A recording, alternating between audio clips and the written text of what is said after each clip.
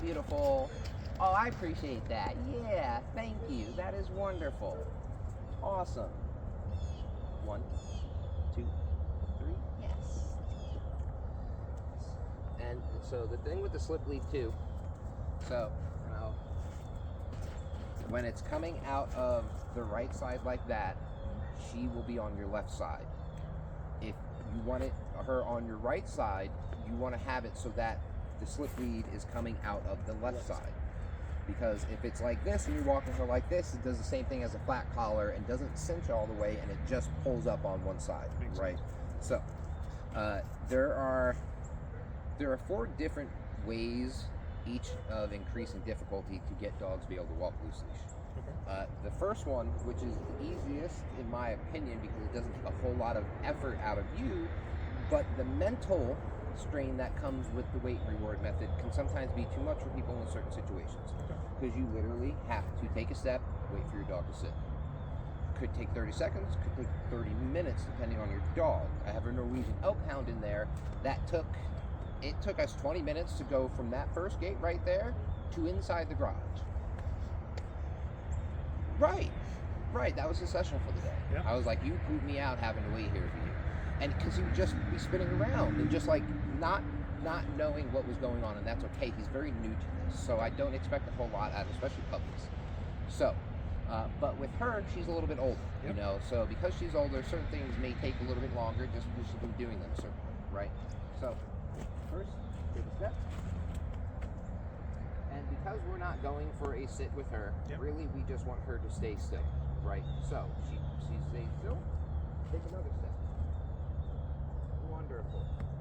And then another step. Right now, the way she's walking, I'm going to try and do 2 steps. And what we're looking for is as soon as there is tension, as soon as you feel tension, you're stopping. Right? Now, some dogs, I can put this on them and it changes how they walk completely.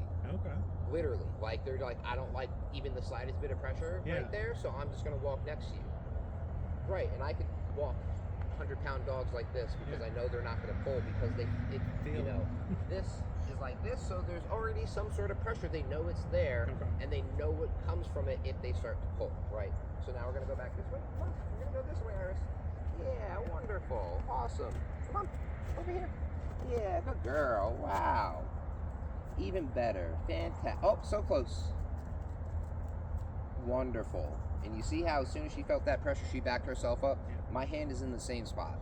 It may move back and forth like this, like a shock absorber would, but I am not adding any extra tension on it. I'm not pulling anywhere. Because if I need to pull, and I need to be physical once and she does it, I'm going to have to be physical every single other time. And unless you've got go-go gadget stretchy arms or you're Captain Fantastic, you're not going to have any off-leash reliability with your dog, right? So, she's staying still. Wonderful. Now we're going to go back this way. Come on, Iris. Yeah. Wonderful. Good job. Yeah. Nope, over here. Good. Yeah, keep on. Good girl. Yeah, keep coming. Wow, that is so good. Yeah, now we're going to go back this way.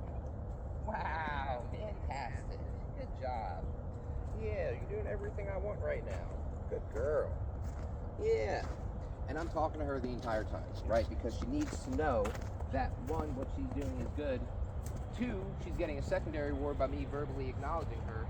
And her first main reward is the freedom to walk, right? So that's why I'm not giving her any food right now. Because the freedom to move is a reward enough, right? Because the more she's on leash, the more that means she's going to be with someone that she wants to be with, right? And that right there is a reward as well. Freedom, food, and fun. Right, 3 F's.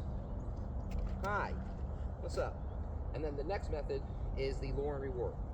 Now, because we're not going for a sit, I'm just going to lure her forward, wait for her to stay sedentary for 2 to 3 seconds, and then reward her with a piece of food and keep going.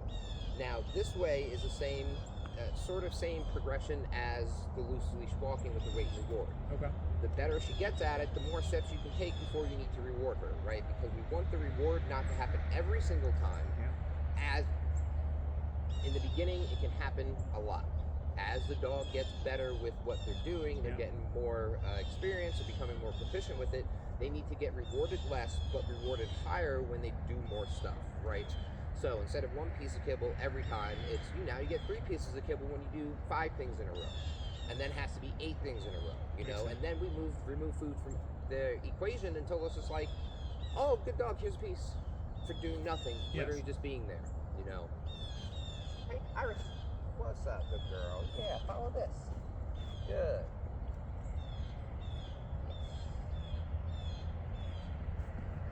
Wonderful, fantastic. Yes. Good girl.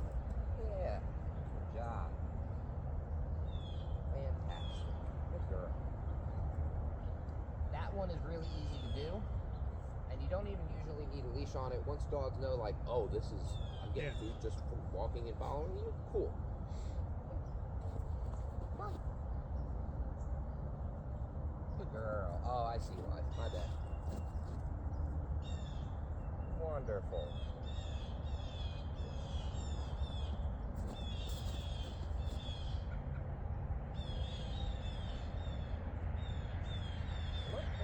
Yeah, good girl. A little bit more hesitant with it. Come on. Yeah.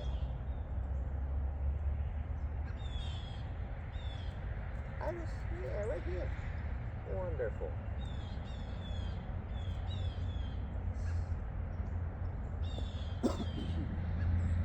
Now, I usually start with the loose leash walking with the weight and reward method, and then I progress to the lure and reward method, and then I move on to literally just the what the Dunbar Academy, or what the Dr. Dunbar calls it, is the invisible bungee cord method, where I'm literally out here. It's going to be a little bit harder because there's so much going on. In your house is where you want to do it, right? Smaller confined spaces where there's not a whole lot to get distracted by, right? That method, literally, you just start walking. As soon as she gets past you, you say, nope, we're going back this way, and turn the opposite direction. So that it's an invisible bungee cord. So that, yeah, sure, you can stretch out 15, 20 feet, but when I turn direction and I say this way, you come back. And I've been doing a little bit of that with her. It's been working well. Good. Angel's tried it a bit, and it works pretty well, but she still gets distracted with me. If I move and do something, she's like, what are you doing? Right. And so like, that's that'll good work through to know, because then eventually Angel's you're gonna need to be involved in the sessions as a distraction. That's it. I'm a good distraction. And only a distraction because, and I don't want to say she values you more than Angel, but you probably do a little bit more with her than Angel, and that is understandable because of what's going on. Angel's, body, and how she's able to navigate the world around her. I get to devote more time, so that bond is definitely deeper. Right. So the best way, or one of the easiest ways, I should say, to kind of bolster that bond is make sure that Angel is feeding her more. If it was 50-50, cool, it needs to be 60-40, or even 70-30, to where Angel is just sitting there and just hand feeding her.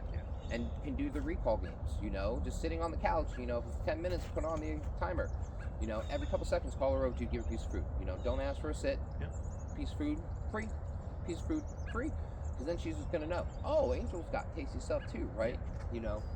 Iris, hi, what's up, beautiful? Oh, wonderful, I appreciate that. Yeah. 1, 2, 3, yes. So, as soon as she looked away from me, I know I lost her attention. Yes, there's some construction going on there. It's understandable, loud noises. But doesn't mean that when she looked back to me, she's like, and I want to go investigate that. What we want is to make sure we're rewarding our dogs for the sit say that they're able to perform, So, they can do a minute inside. As soon as you get outside, you're dropping it down to 30 seconds, and then as soon as she looks away, even if you're at, second 10, you're going to want to reward her as soon as she looks back to you. Puppies are a little bit harder because as soon as they look away, they're most likely going to want to keep going that way. Adult dogs are a bit more like, I'm going back to you, and you know what? They get a second thought. Puppies are usually enacting on that first thought, Iris, yeah, come on, come this way. Wonderful, I appreciate that. Yeah, good girl. Yeah, so good.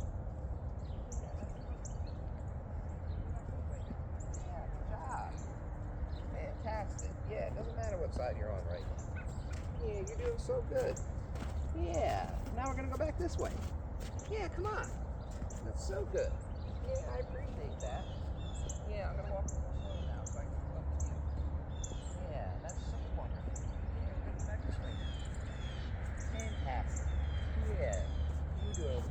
better at this than I thought. Yeah, so now you get a little taste of treat. Yeah, come on. You know, we walked 20 feet back and forth 5-6 times, right? If you think about, all right, well, that means us walking out our door, getting to the sidewalk, and actually, because we live so close to the corner, that's like going to the corner. Yeah. You know? Come on, this way. Yeah, you're doing so good right here. Yeah. Fantastic. Come on, good girl. Yeah, I appreciate you. Yeah, come on. This way.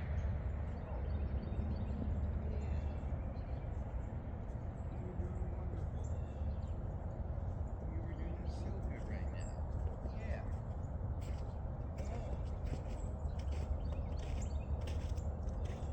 Yeah. Wow, look at you go.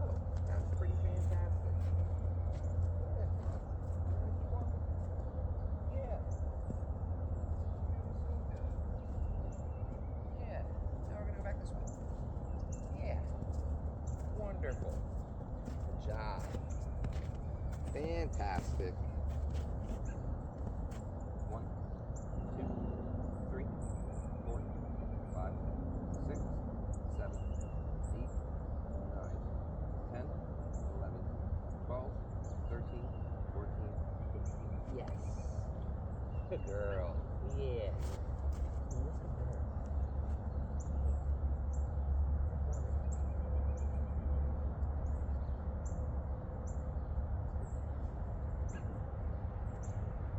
You're wonderful.